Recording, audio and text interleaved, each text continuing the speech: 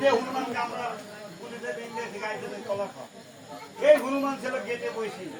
গেটে বসে থাকার পরে রাম যখন বলল যে এই মানব জাতি, আমরা মানব জাতি মানে আমরা, আমাদের মতন নিমুখ হারাম আর কেউ কিন্তু নাই। আমরা এই মানব জাতি এমন একটা জাতি যে পাতে খায় সেই পাতে উল্টা। তাই হনুমানকে যখন বললো বীরু তুই আয়, তখন বীরু সামনে আসি বলছে, বলেন প্রভু আমি আপনার জন্য কি করতে পারি। তখন বীরু বলল যে, রাম বলল যে বীরু আমার তো যা ভক্তবৃন্দ ছিল সব নিজ নিজের মতো চলে গেল, আমার সীতাকে উদ্ধার করার মতন আর লোক কেউ নাই। তুই বনের হনুমান, তুই বনের বীরু, তুই আমাকে কেমন ভালোবাসা বলদিনি। তখন হনুমান কথাবার্তা না করি তুই হাত দিয়ে হনুমানের বুক ছিঁড়ে ফেললি। ছিঁড়ে ফেলার পরে রামের ছবি দেখছে হনুমানের বুকে। তখন রাম ওই হনুমানকে জড়ি ধরে বুঝছিল যে পৃথিবীতে যদি আমার কোনো ভক্ত থেকে থাকে তাহলে তুই আজ থেকে আমার সেই 1 নম্বর ভক্ত। তারপরে বুঝছিল হনুমান বুঝছিল প্রভু আমি তো জীবনে যা হয়েছি আমার ন্যাজ তরকারি আমাকে আমার ওই ন্যাজে এমন কিছু দিবেন যাতে আগুন ধরি আমি এইখান থেকে লঙ্কা পর্যন্ত যেতে পারি। আমি ওই লঙ্কায় যাই, আমার মাকে আমি ছলে হোক বলে হোক যেভাবে হোক আমি উদ্ধার করে নিয়ে আসি, আমার মাকে আপনার কাছে দিব। আমার ন্যাস্তর করেন আয়াতে আমার ন্যাস্তর করেন। তারপরে রাম কৈশলিক ন্যাস্তর করি ওই লেজে আগুন ধরে দিয়েছিল। ওই আগুন নি চলে গেছিল লঙ্কায়। লঙ্কায় যাই যখন পুরি সব কিছু সারখার করে দিয়েছিল, তাও কিন্তু সীতা যে রুমে আছে সেই রুম বীরু চিনতে পারছিল।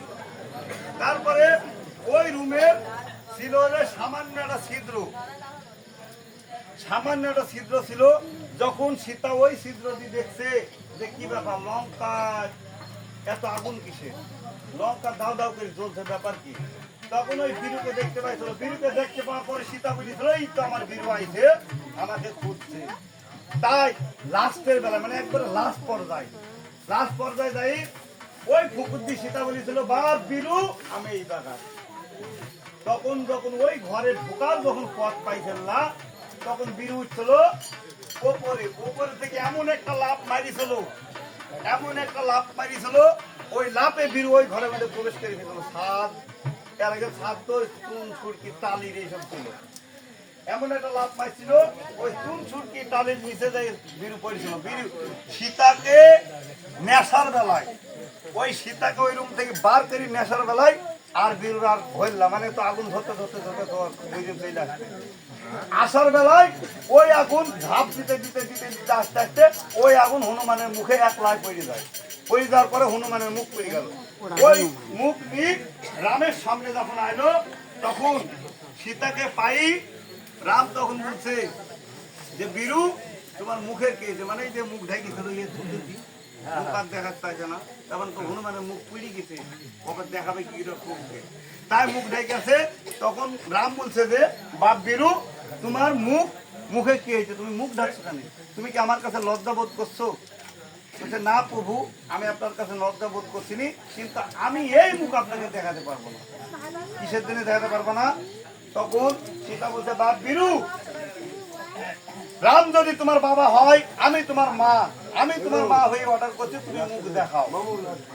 তখনকার মুখ যখন দেখালো তখন বলছে প্রভু আমাকে তার কেউ যাইতে নিবে না, আমাকে আর যাইতে নিবে না, তাহলে আমার গতি হবে কি আপনি, তখন আমার গতি হবে কি।